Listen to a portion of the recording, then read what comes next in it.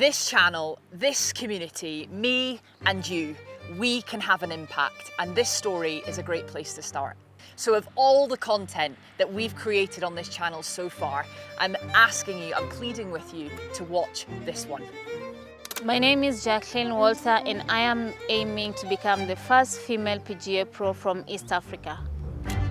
I didn't have a lot of confidence based on the trauma that I had while I was a child. But playing golf kind of built that. I had to run from home. It was really tough. I took a club, I just hit a ball. I mean, it was beautiful. I still feel that feeling. I'm holding back my emotion.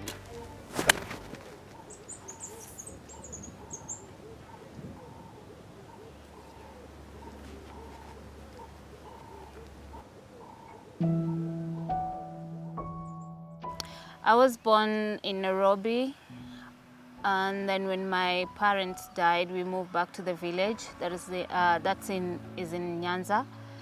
So when we moved there,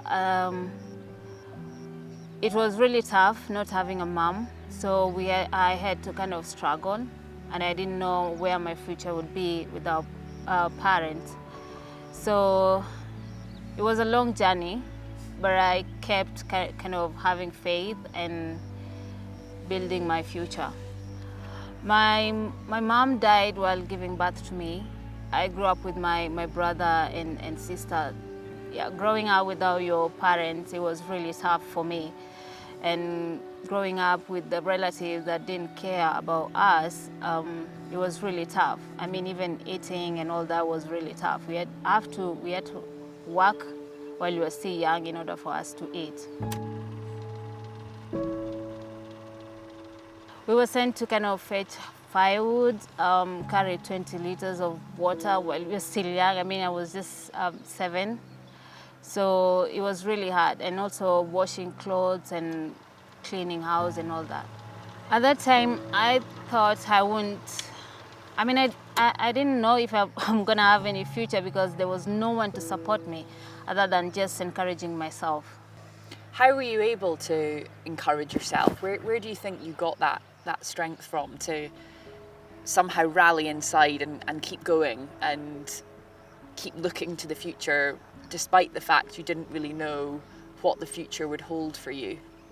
The moment I got the courage is when I ran from home because my relatives wanted to marry me off. So I had to run from home and go and look for someone to sponsor me for my secondary school. So that's the time I kind of gathered courage, and I kind of had confidence in myself that I can do anything. Where did you run to? I went to a missionary church whereby I seek help from the pastor there to kind of help me if he can just, help me with my fees at that time because no one from my family wanted to sponsor me. To have an education? Yes. And you were determined to have an education? Yeah. Why did you think that the education was going to be so important for you?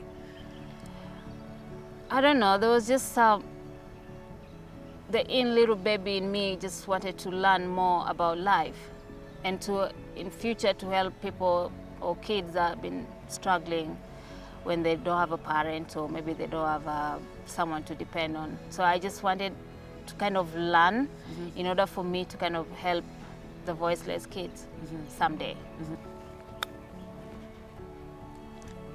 Turn, get in. Yeah, nice. Practice makes perfect, eh? I know. Now you're giving me pressure. That is pressure for you now. Slow down, turn. Good, it's good, it's really good. Oh, Ooh. Good effort. All right, let's move on. Okay, Jacky, par 5. Iona, show me the way. Be nice.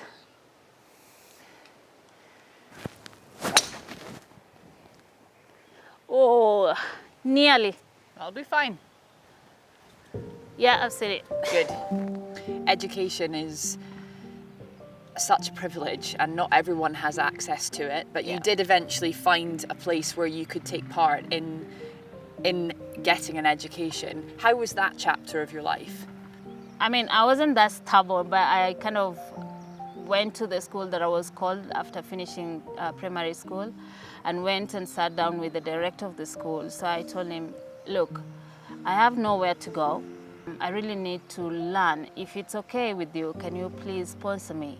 And I thought maybe he was gonna just say, I'll just sponsor you from Form 1 and Form 2. But the director, Mr. Kiza, was really, really, I mean, I don't know, God kind of touched him, and he said, I'm gonna sponsor you from Form 1 to Form 4. And then when you're done, you can decide whether to, if you want to go to the college, I can still sponsor you, but nothing attached. So I just kind of got lucky. Yeah. So that was Form 1 to Form 4. Yes. He gave you the chance to have the education. Yeah. And said, you're going to be safe here and you can learn. Yeah. How old were you from Form 1 to Form 4? I was, because I finished Form 4 when I was 14. So I was 10 when I entered Form 1. So at 10 years old, you were already having to really fight for your future. Yes. It's an amazing story to that point, but of course we know that sometime after this, golf came into your life. Can you explain to us how that happened and what happened next after Form 4? So when I finished my Form 4, I kind of appreciated my director who kind of sponsored me. So I told him, I'm just gonna look for something to do. And I didn't feel like I wanna be a burden, because growing up from that place made me feel like I'm always a burden to people. So I just said, you know what, let me just go to the coastal part of Kenya, where my sister was working as a waitress at Vipingo Ridge. Let me just go there and search for something. I'm just gonna punch this out.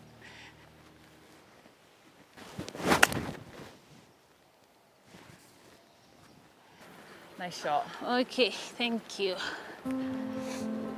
I remember your advice, get out of trouble. That's it. 169.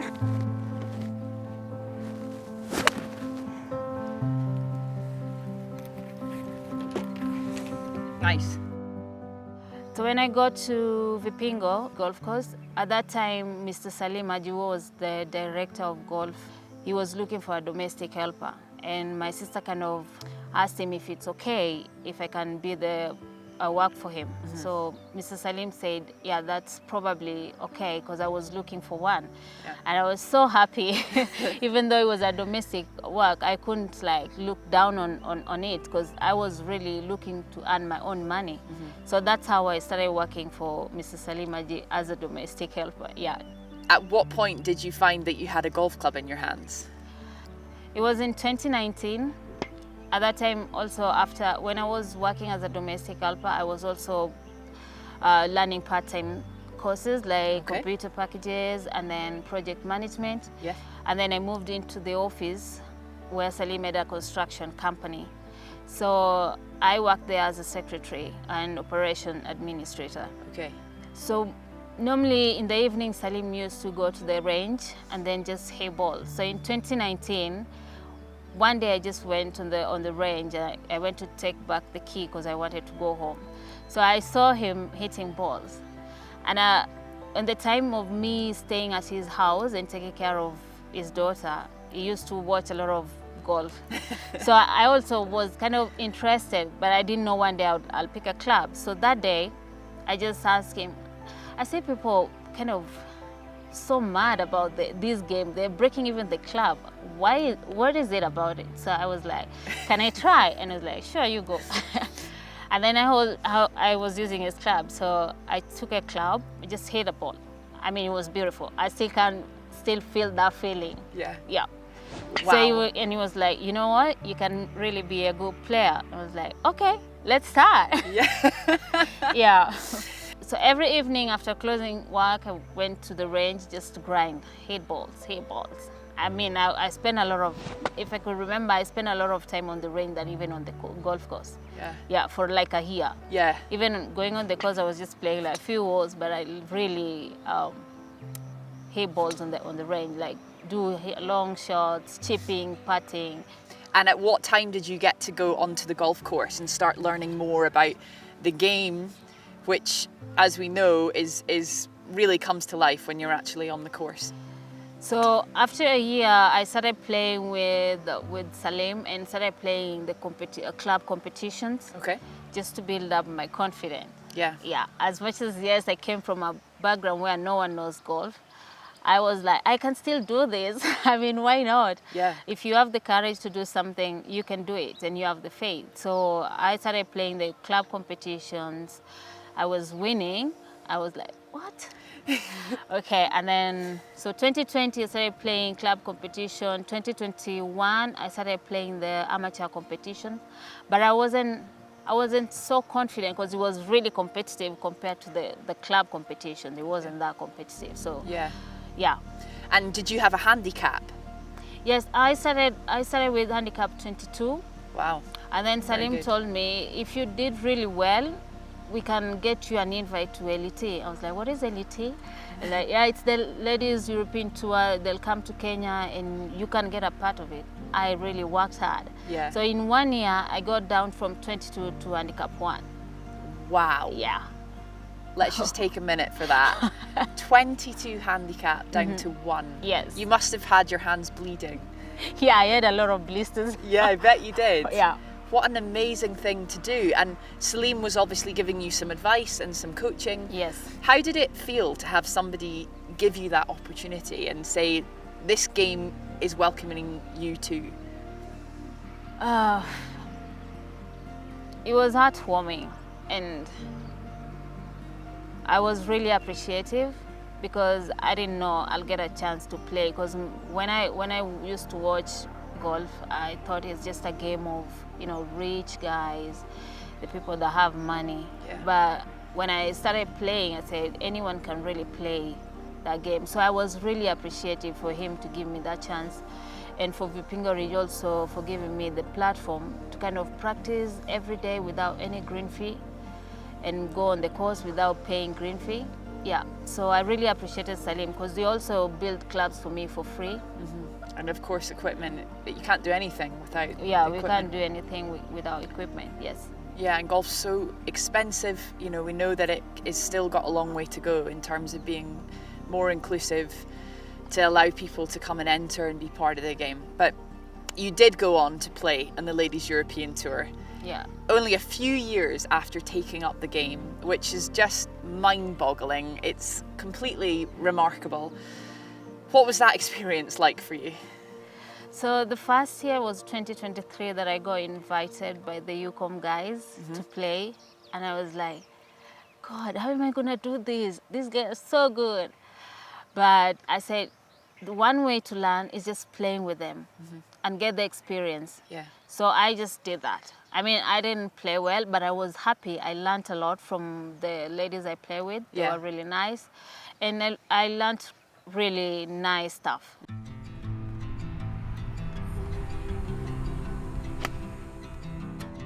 Okay, there was a lot of pressure, and it's a huge step up to have played golf for such a short period of time, to go and play in a professional tournament where we know the courses are set up really hard. It's meant to be challenging with some of the best players in the world, but you had a really good round of golf. Yeah, so 2023, I didn't play quite well because I was still nervous. I'm new in the game. This is a major tournament for me. I've never played a major tournament, so I was really nervous. I didn't know what to do. I couldn't sleep. Yeah. So I just played round 1 and round 2. I missed the cut. So 2024, I really kind of practiced quite a lot. I said, I want to make cut in 2024. So I played. When it came, I was still nervous. Yes. I played. So first round, I kind of like 30th, and I scored +2. That is amazing. 2 over par. Yes. And you were tied 30th. Yes, after out the of first round. 109. That's amazing. Yeah. What an achievement. I was so happy. I was really so happy. But on the other side also, I was kind of like still nervous because I didn't know what's going to happen the next day. And I was like keeping my cool and all that. So when I finished playing, I was so happy. And I just said, and I didn't hit that day because I really wanted to give my all. Yeah. So I just went to the village and then just grabbed something to eat. I didn't know it was gonna be bad the next day. So next day, I kind of had food poisoning. Yeah. So it was really hard for me to sing, but I said, I'm not gonna stop. Yeah. Whatever, even if I come the last, I'll just keep going. Yeah. But unfortunately, I didn't make the cut, but I really loved it, Yeah. and I learned a lot. Yeah, I'm Yes. sure you did. A wonderful opportunity, and I'm Yeah. sure there'll be more to come in the future, because Jacky and I have played together, and you've got a fantastic game of golf. We've had some great matches out there, and you're still learning and improving all the time. Tell us now about when the PGA opportunity came along and what's involved in you trying to become the first female PGA professional from East Africa. So last year when I finished playing, it was a couple of months. So I decided, like, what's the way forward? Because I mean, playing in tours and all that, it kind of takes a lot. Yeah. What if I don't have money to kind of go to the tour and travel and play? So I kind of shared this idea with my coach Salim, and he said, you know, we can try and apply for the PGA and just do that, because in doing that, you can decide to become a golf director, you can become a manager, even if you don't have money to play, instead of just becoming playing pro. So we decided to kind of apply, and then I got a reply from, it took a couple of months, and I got a reply from the PGA saying that I got an unconditional offer to do the course. I was so happy, but I didn't know where to get the money, but I was really happy. Yeah. You got the opportunity. Yes, I got the opportunity. And that's at the Belfry. Yes, that's in England. In England, yes. And it's a 3-year course. Yeah, it is a 3-year course. And then every year you have to go to residential visits. My first residential visit was last year in December. And the next one I think will be next year, January, and then the coming year. So it's a 3-year, then whereby I'll graduate in 2027. Okay. Yeah. So if you manage to do this 3-year degree and become a qualified PGA professional, which we know you will, what do you hope to do with that platform? I mean, this will open doors for other women out here. There are so many talents. From the amateurs, the juniors are growing up, and they have so much talent. But their fear is they don't know what's next after becoming, because most of them just want to remain as an amateur, because there's no future of becoming, there's no pathway to become a PGA pro, because like this year we didn't have any LET. Reasons I don't know. So when they see that, they kind of have discouraged. They are discouraged to kind of go forward. So I just want to make them feel like it is possible, and if we get some help, this can also be possible for them. It's not just for me. I'm opening the doors for them also. Yeah, and it's not only just to become a playing pro. They can do the studies and become the golf managers, golf directors. They can become the perfect coaching for kids or even adults. When you look back to the first time that you ever saw golf, and like you say, it does have a bit of an identity crisis, golf, as a rich man's sport. Could you have imagined the role that golf would play in your life and how much you would grow to love this game? So for starters, when I started, I didn't know it's gonna take me anywhere else. For me, I thought it's just a game of leisure and all that, because back in my mind I knew it's very expensive, and if I don't get help from anyone, I'll just play normally. I didn't have that way with the brain to kind of know that in future it's gonna help me. But once I started playing and getting invited to LET, so I said everything is possible.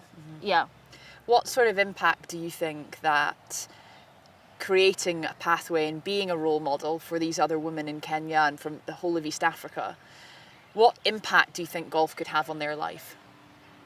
Golf can have many impacts. Like, to me, it has kind of shaped the way I'm thinking. Golf kind of makes you truthful. because with golf you can't lie. When you may lie when you're playing with your friends, but when you're coming to serious competition, I mean, you won't lie. So it kind of teach you to become truthful. So golf can impact in many ways. Before I started playing golf, I didn't have a lot of confidence based on the trauma that I had while I was a child. But when I started playing golf, I knew I had to kind of build my confidence. But playing golf, competing between people, kind of build that. Yeah, so I had kind of strong. I mean, I didn't used to stand before people because I was shy. I'm gonna say something that is not right. But when I started kind of playing golf competitively, and I learned one or two things, I kind of become confident.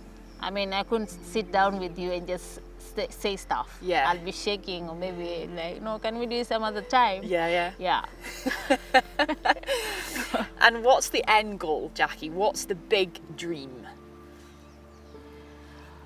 Well, my big dream, when I managed to kind of complete my PGA course, I wanna like kind of, if possible, start a foundation to help the voiceless kids.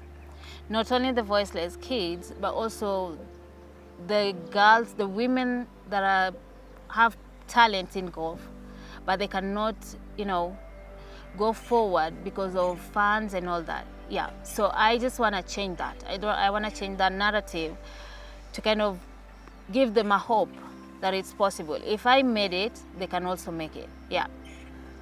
That's it. Yeah. That's the big goal. Jacky, you're amazing. I'm holding back my emotions. You're incredible. Thank you so much. Thank you.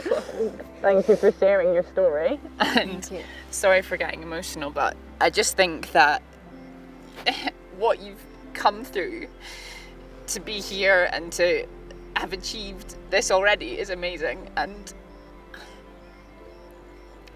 we're right behind you. We'll support you for the next bit. Thank you so much. I mean, I didn't know I'm gonna go forward, but there's always a way. There's always hope. There's always hope if you don't give up. There are many people around the world that don't have access to the same support and opportunities as many of us do have. And this story, it made me really emotional, and it really got me. And I came to create this piece of content to share it with you on this channel because I thought this is the kind of impact we can have collectively on the road with Iona as a community.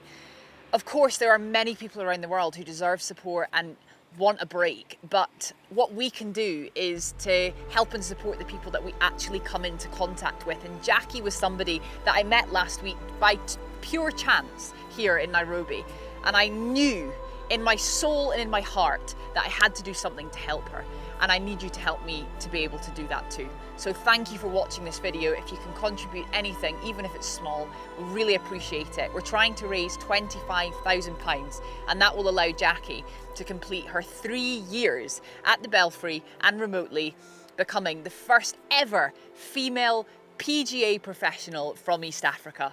Just think about that for a second. You can help put Jacky in the history books, and that is pretty cool.